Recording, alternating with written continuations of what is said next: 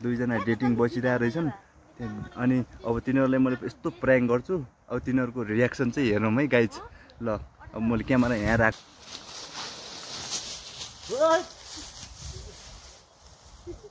के हो तिमीहरूको तिमी कहाँ हिँडेकिन यहाँ किन को हो यो मान्छे को ब्रो तिमी को कहाँबाट आयो कसरी कति महिना भयो हिजो भर्खर तिमीले मलाई मेसेज के गरे 1 वर्ष के हो बरु यस्तो हुन्छ हुन्न म पुलिसले फोन गरिदिन्छु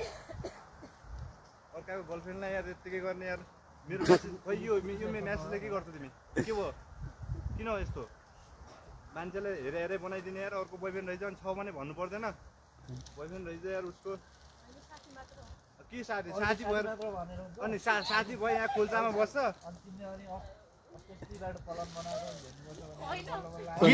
के बोले भाइ के छ थाहा बोले कस्तो काफल खाना काफल यहाँ छ कहाँ यो काफल हो कहाँ छ काफल पनि बस्छ अनि काफल अनि म चाहिँ को त साथी भाइ हो अनि ऊ चाहिँ उसँग बस्ने म बोयफ्रेन्ड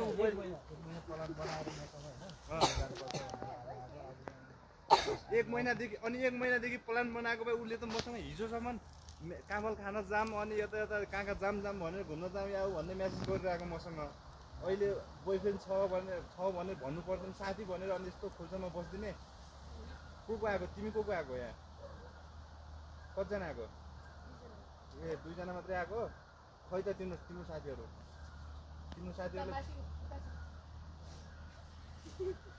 तिमीहरूलाई अब मैले जाने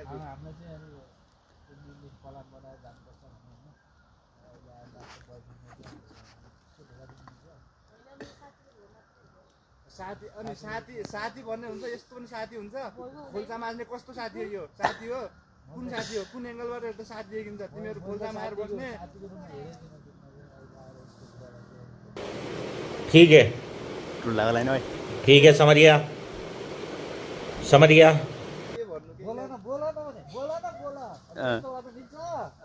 ओए मेरो गर्लफ्रेन्डलाई हाल्न ला कसरी साथी कुन एङ्गलबाट साथी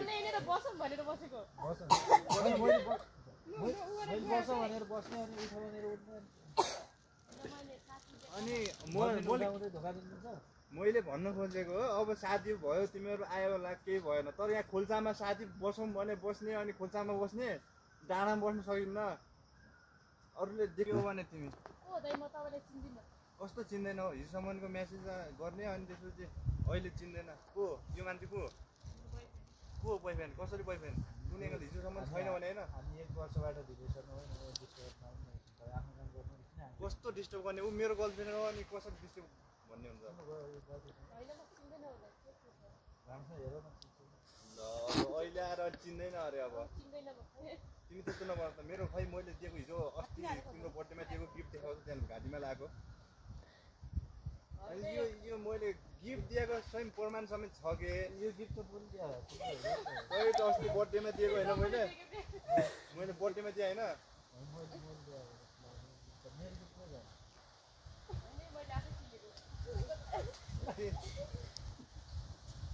तिमी त्यस्तो नगर तिमी जाउँ हिँड कस्तो चिन्दैन हो फेरि मेसेज हेर्ने हो मेसेज हिजोको मेसेज हेर्ने हो आज पो तिमीले बिजी छु भनेर तिमीले मेसेज लगाइरहेको थियो हिजोसम्म त मेसेज गरिरहेको थियो त मलाई चिन्दैन ल मलाई नचिन्ने भयो अरे ल यहाँ पुलिस बोलाउनु पर्ने भयो क्या हो होइन पुलिस थानामै जाउँ कस्तो उसलाई कस्तो ताने हो मान्छेलाई को हो तिमीले चिन्छौ कस्तो बोयफ्रेन्ड हो फेरि हिजोसम्मको बोयफ्रेन्ड छैन भने होइन हिजोसम्म झुटो बोलेको अब अहिलेसम्म चाहिँ भयो यतिसम्म हो एक्सक्युज हो अब जाम भयो उसलाई छोडिदियो उसलाई छोडिदियो बोयफ्रेन्ड होइन उत्तिकै छोडिदियो अहिलेसम्मको म कोहीलाई भन्दैन ल जाम ल कस्तो चिन्दैन हो कस्तो चिन्दैन हो जाम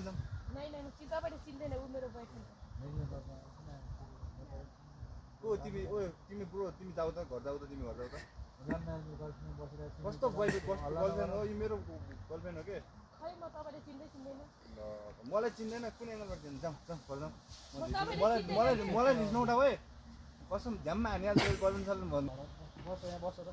ओए मेसेज हेर्ने हो मेसेज देखाऊ मेसेज प्रमाण देखाऊ कस्तो चिन्दैन हो फेरि नचिन्नेमा म यसरी बोल्न आउँछु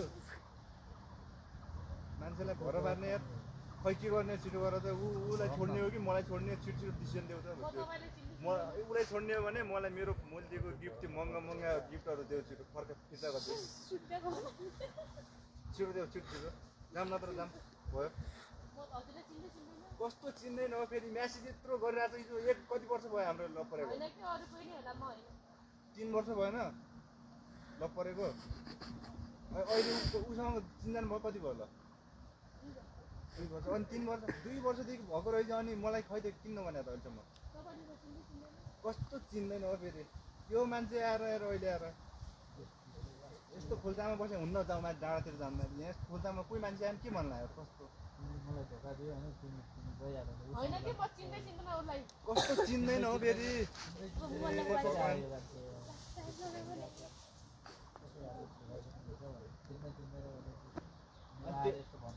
त्यही त भने क्या मैले यदि नचिन्ने भए म उसलाई किन मेरो गर्लफ्रेन्ड को भन्न आवश्यकै थिएन तिमी बरु गइहाल त तिमी घर गइहाल त मेरो गर्लफ्रेन्ड हो मेरो गर्लफ्रेन्ड हो जाऊ गइहाल त घर कस्तो नजानु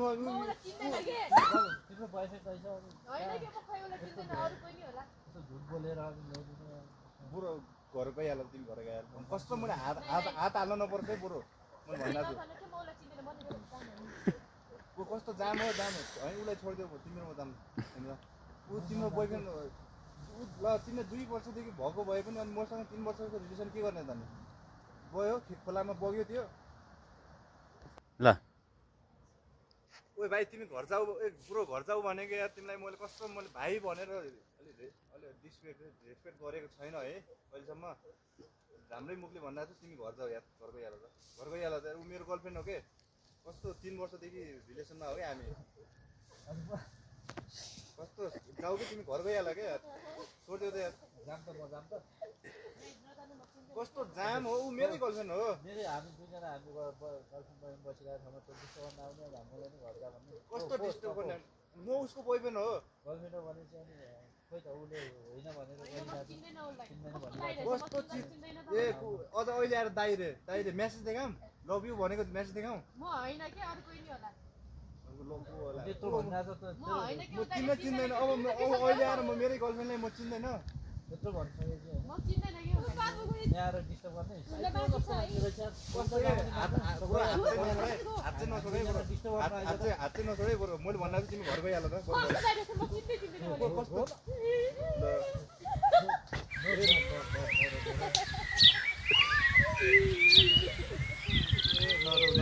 नरो बहिनी यता हेर त नरो प्रायङ हो क्या मैले प्रायङ तिमी कोही होइन यता हेर त माथि त्यहाँ ल हाई भनिदेऊ त ल क्यामेरालाई प्रायङलाई ल